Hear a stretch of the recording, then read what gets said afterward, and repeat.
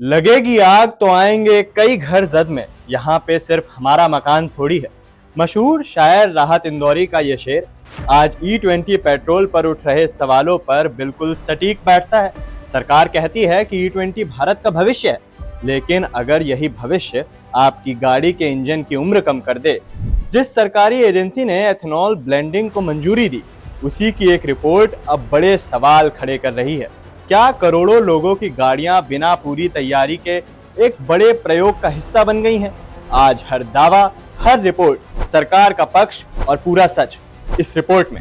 नमस्कार, आप देख रहे हैं RNTV नेशनल, मैं हूं ऋषभ आपके साथ। एक रिपोर्ट में दावा किया गया कि automotive research association of India यानी ARAI की एक अनपब्लिश्ड स्टडी में कहा गया कि जिन गाड़ियों को E10 पेट्रोल के लिए डिजाइन किया गया था, उनमें E20 पेट्रोल का इस्तेमाल करने से कुछ पुर्जों को नुकसान पहुंच सकता है। ARAI वही संस्था है जो भारत में किसी भी वाहन की सुरक्षा, इंजन, प्रदूषण और प्रदर्शन की जांच करती है।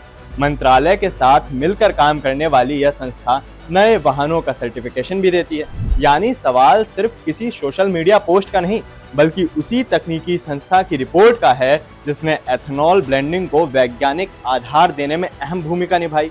ARAI की अनपब्लिश्ड स्टडी के मुताबिक E20 का धातु यानी मेटल पार्ट्स पर कोई बड़ा असर नहीं मिला, लेकिन जिन गाड़ियों को केवल E10 के हिसाब से बनाया गया था, उनमें रबर से बने फ्यूल होज, गैस्केट, सील और ओ रिंग जैसे पार्ट समय से पहले खराब हो सकते हैं। रिपोर्ट्स में तो यहाँ तक सुझाव दिया गया कि अगर पुरानी E10 गाड़ियों में E20 इस्तेमाल किया जा रहा है, तो इन रबर पार्ट्स को बदल देना चाहिए।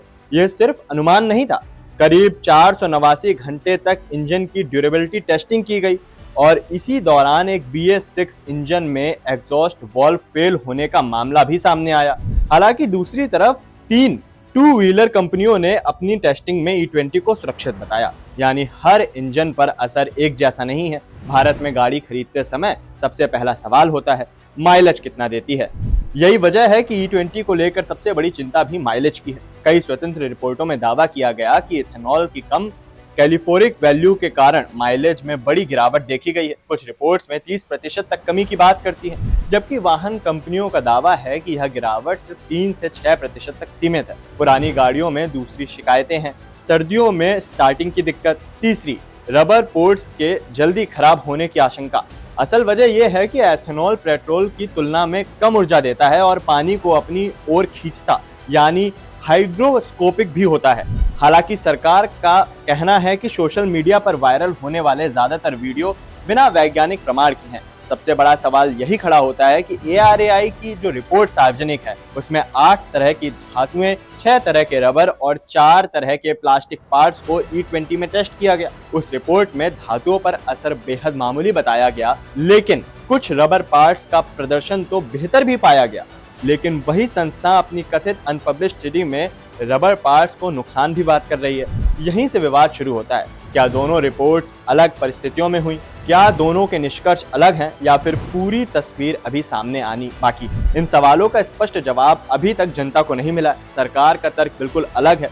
सरकार कहती है कि एथेनॉल ब्लेंडिंग से भारत की विदेशी तेल पर निर्भरता कम होगी, किसानों को फायदा मिलेगा और भविष्य में ईंधन अधिक आत्मनिर्भर बनेगा। सरकार अक्सर ब्राजील का उदाहरण देती है, जहां 27 से 35% तक एथेनॉल मिश्रित पेट्रोल आम है और फ्लेक्स फ्यूल गाड़ियों वर्षों से चल रही हैं। लेकिन भारत और ब्राजील में एक बड़ा अंतर भी है। ब्राजील के पास ग्राहक अलग अलग फ्यूल चुनने का विकल्प और कीमत में राहत दोनों मौजूद है। भारत में ऐसा विकल्प फिलहाल उपलब्ध नहीं है। इसी बीच सरकार अब E20 से आगे बढ़कर E25 और फ्लेक्स फ्यूल आधारित E85 की दिशा में भी काम कर रही है। जबकि ऑटोमोबाइल इंडस्ट्री के कुछ विशेषज्ञों का कहना है कि पुरानी गाड़ियों पर E25 का असर E20 से भी ज्यादा हो सकता है। सरकार कहती है कि E20 भारत को ऊर्जा के मामले में आत्मनिर्भर बनाएगा। विशेषज्ञों का एक वर्ग कहता है कि तकनीक का यह बदलाव जरूरी है, लेकिन दूसरी तरफ वही सवाल खड़े हो रहे हैं जिनका जवाब आज भी करोड़ों वाहन मालिक तलाश रहे हैं। अगर E20 पूरी तरह सुरक्षित है, तो ARAI की कथित अनपब्लिश्ड रिपोर्ट में चेतावनी क्यों है? अगर खतरा नहीं है, तो पुरानी E10 गाड़ियों के मालिकों को स्पष्ट तकनीकी सलाह क्यों नहीं दी गई? और भविष्य E25 और E85 का है, तो क्या आज की गाड़ियां उसके लिए तैयार हैं? सबसे बड़ी जरूरत अब किसी राजनीतिक बयान की नहीं, बल्कि पूरी तरह पारदर्शी, स्वतंत्र और सार्वजनिक वैज्ञानिक जांच की है, ताकि सरकार ऑटो कंपनियां और तकनीकी संस्थाएं एक साथ देश की जनता के सवाल का जवाब दे सकें। आपका E20 पेट्रोल के साथ अनुभव कैसा रहा?